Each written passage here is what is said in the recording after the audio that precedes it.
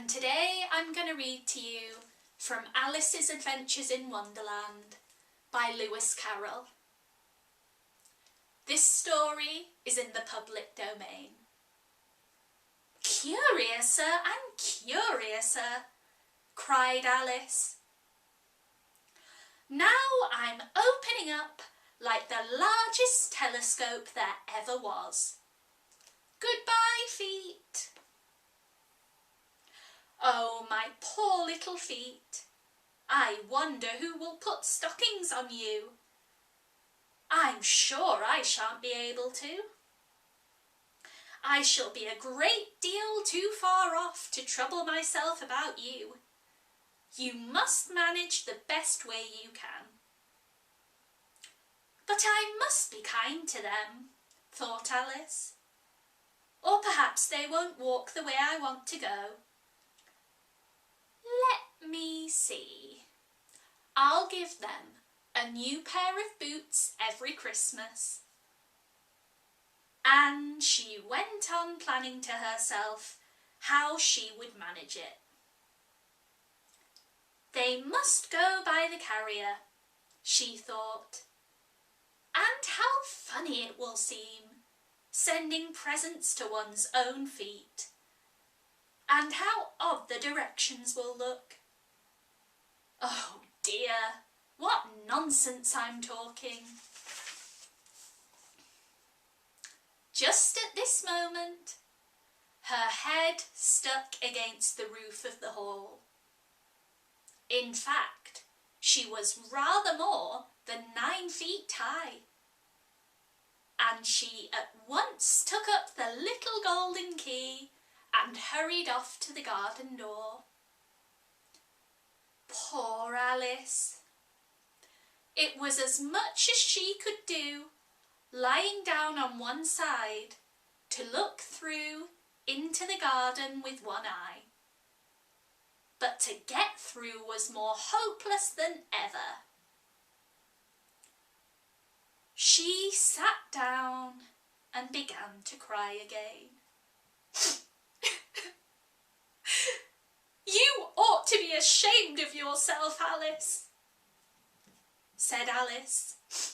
"A great girl like you, to go on crying in this way. Stop it this moment, I tell you."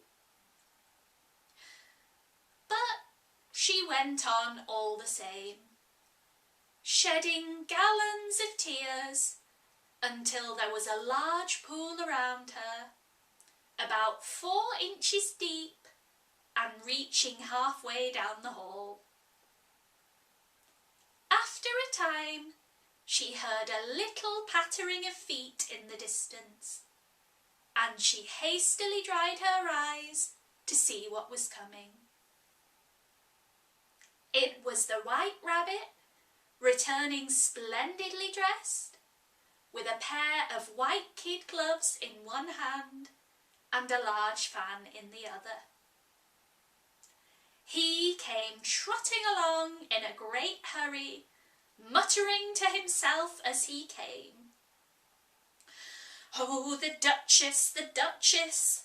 Oh, won't she be savage if I've kept her waiting?" Alice felt so desperate that she was ready to ask help of anyone. So, when the rabbit came near her, she began in a low, timid voice. If you please, sir." The rabbit started violently, dropped the white kid gloves and the fan, and scurried away into the darkness as hard as he could go. Alice took up the fan and gloves, and, as the hall was very hot, she kept fanning herself all the time she went on talking. Oh dear, dear, how queer everything is today. And yesterday things went on just as usual. I wonder if I've changed in the night.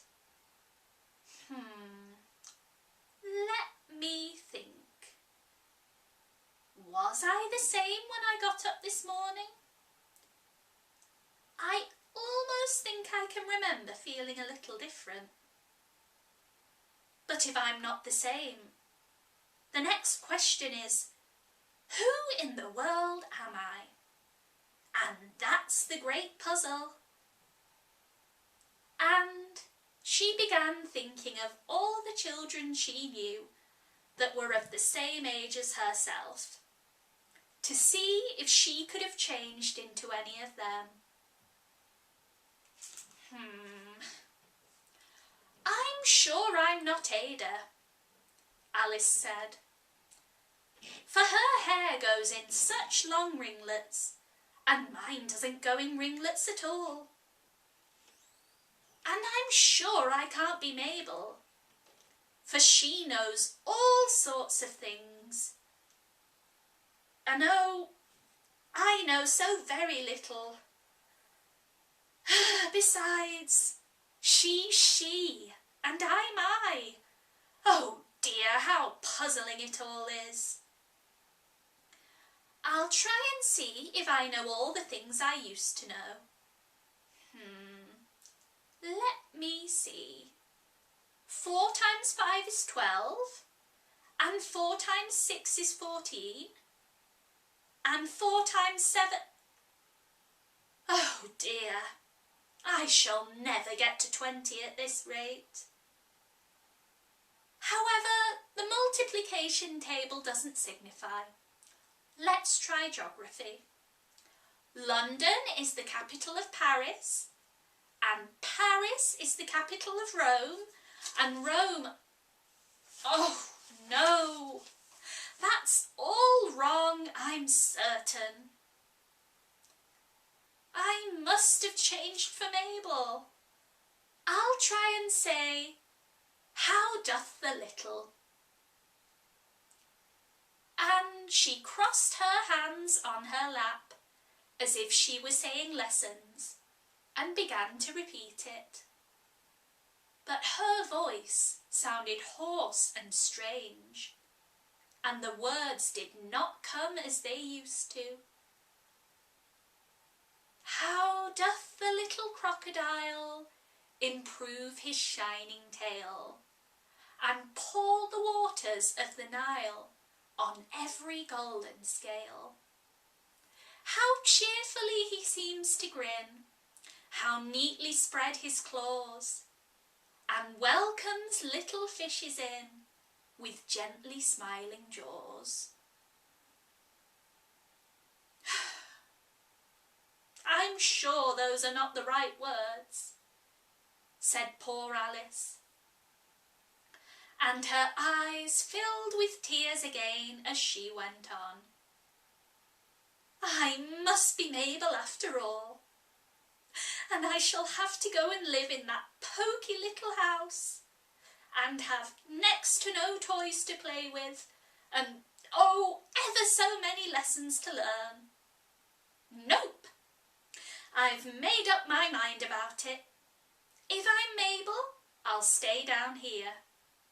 There'll be no use their putting their heads down and saying, "Come up again, dear." I shall only look up and say, "Who am I then? Tell me first." And then, if I like being that person, I'll come up, and if not, I'll stay down here till I'm somebody else. But, oh dear, said Alice, with a sudden burst of tears. I do wish they would put their heads down. I am so very tired of being alone. As she said this, she looked down at her hands and was surprised to see that she had put on one of the rabbit's little white kid gloves while she was talking. How can I have done that? She thought. I must be going small again. So she got up and went to the table to measure herself by it, and found that, as nearly as she could guess, she was about 2 feet high, and was going on shrinking quite rapidly. She soon found out the cause of this was the fan she was holding, and she dropped it hastily, just in time to save herself from shrinking away altogether. Whew! That was a narrow escape, said Alice, a good deal frightened of sudden change, but very glad to find herself still in existence. And now for the garden. And she ran with all speed back to the little door. But alas, the little door was shut again, and the little golden key was lying on the glass table as before. And things are worse than ever, thought the poor child, for I never was so small as this before, and I declare it's too bad, that it is. And as she said these words, her foot slipped, and in another moment, splash, she was up to her chin in salt water. Her first idea was that she had somehow fallen into the sea. And in that case I can go back by railway, she said to herself. However, she soon made out that she was in the pool of tears which she had wept when she was 9 feet high. I wish I hadn't cried so much, said Alice, as she swam about trying to find her way out. I shall be punished for it now, I suppose, by being drowned in my own tears. That will be a queer thing, to be sure. However, everything is queer today.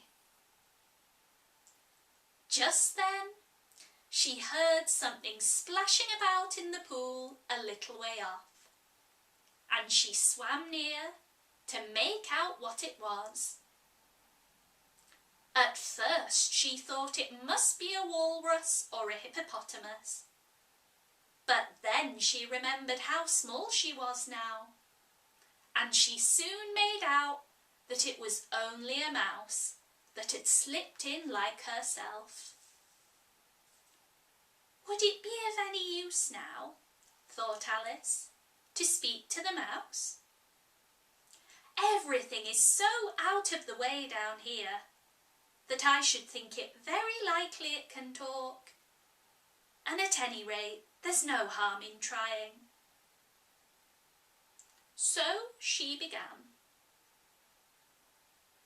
Oh, Mouse, do you know the way out of the pool?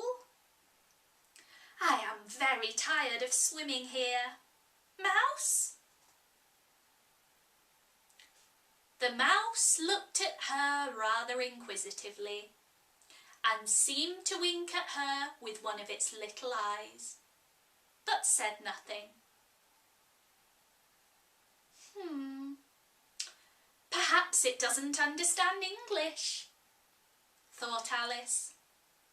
I dare say it's a French mouse, come over with William the Conqueror.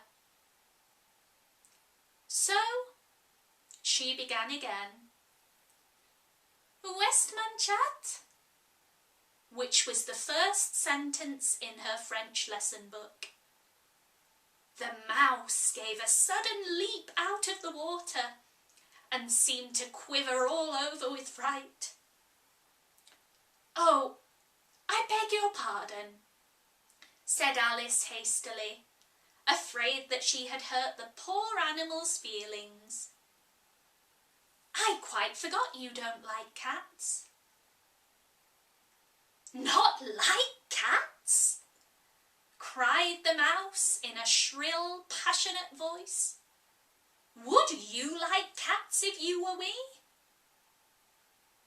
Well, Perhaps not, said Alice in a soothing tone. Don't be angry about it. And yet I wish I could show you our cat Dinah. I think you'd take quite a fancy to cats, if you could only see her. She's such a dear, quiet thing.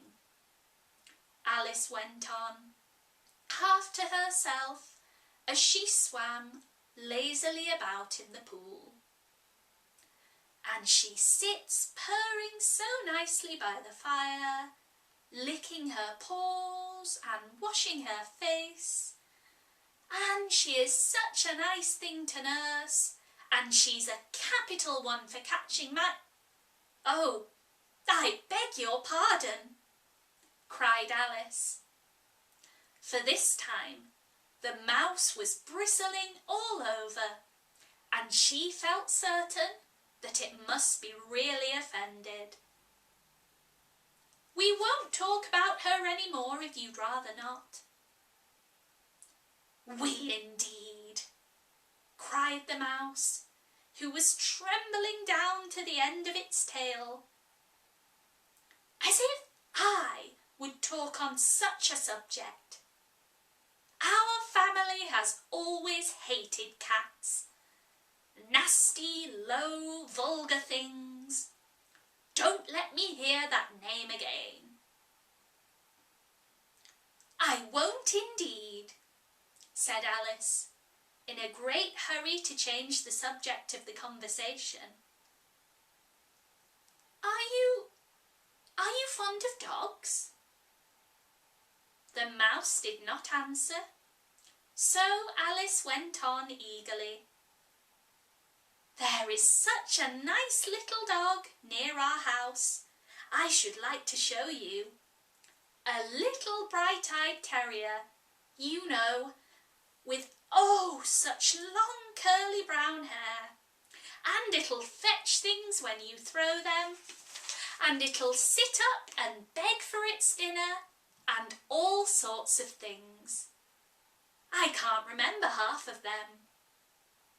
It belongs to a farmer, you know, and he says it's so useful it's worth £100. He says it kills all the rats and... Oh dear, cried Alice again in a sorrowful tone. I'm afraid I've offended it again. For the mouse was swimming away from her as hard as it could go, and making quite a commotion in the pool as it went. So she called softly after it, Mouse dear, do come back, and we won't talk about cats or dogs either, if you don't like them. When the mouse heard this, it turned round and swam back to her. Its face was quite pale, and it said in a low, trembling voice, Let us go to the shore, and then I'll tell you my history, and you'll understand why it is that I hate cats and dogs. It was high time to go, for the pool was getting quite crowded with the birds and animals that had fallen into it. There was a duck and a dodo, a lory and an eaglet, and several other curious creatures.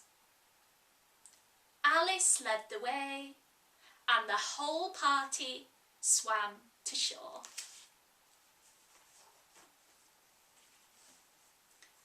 And that's the end of chapter 2. Thank you so much for watching. I hope you enjoyed. Chapter 3 will be up shortly, and in the meantime, have a wonderful day. See you soon.